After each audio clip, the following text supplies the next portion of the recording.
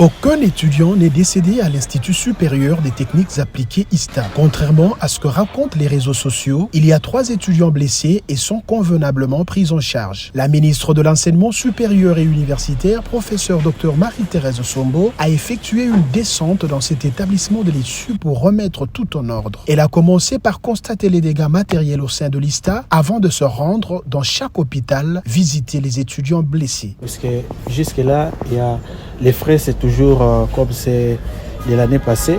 Il n'y a pas eu là où le comité de gestion a fixé les frais pour que les étudiants puissent revendiquer, alors que jusque-là, c'est toujours le même frais comme celle qu'on a payée l'année passée qui est maintenue jusque-là.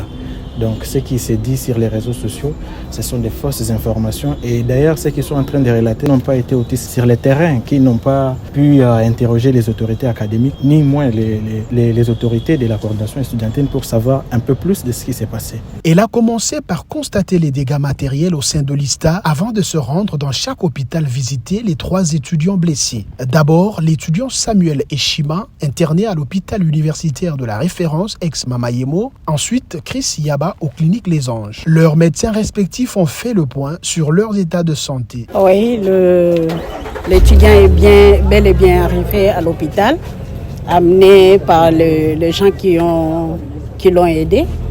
Il est bien arrivé, jusque-là il est stable. Dès son admission, nous avons vu que nous étions devant une urgence chirurgicale. On l'a vite amené au bloc où il est transfusé et bien pris en charge. Il est stable là. À ce que moi je sache, on n'a pas eu de mort chez nous. On a reçu le seul étudiant qui est maintenant au bloc opératoire. Merci.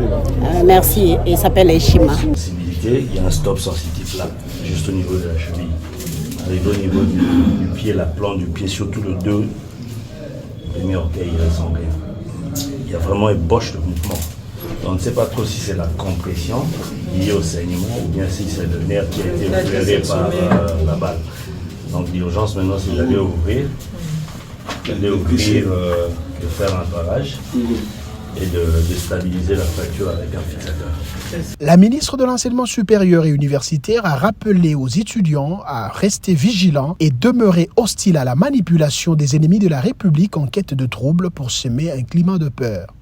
Je commençais par l'ISTA. J'ai eu contact avec le médecin directeur du camp Kokolo. On a déplacé l'étudiant qui était au camp Kokolo. Je viens de voir celui de universitaire, la référence. Et il est en salle d'op. Il y a un autre qui est la clinique Alliance. Il y a eu une bagarre des étudiants de l'ISTA avec les inciviques. Je vais dire inciviques parce que ce n'est pas ce qui a été dit sur les réseaux. Ce sont des inciviques qui sont allés provoquer les étudiants de l'ISTA. Alors je vais demander à la communauté universitaire de ne pas prêter flanc à l'ennemi et surtout d'être disciplinés parce que là ce sont des provocations pour pousser les étudiants à la révolte et je leur demande d'être vraiment calmes. La semaine passée, j'ai proposé au conseil la réforme de la police universitaire et ce qui sera fait. Je demande encore aux étudiants de rester vraiment unis et de ne pas trahir le Congo. Pour rappel, la ministre a présenté au dernier Conseil des ministres le plan de la réforme et restructuration de la police universitaire en vue de faire face à des mouvements de manipulation et infiltration en cette période d'agression rwandaise.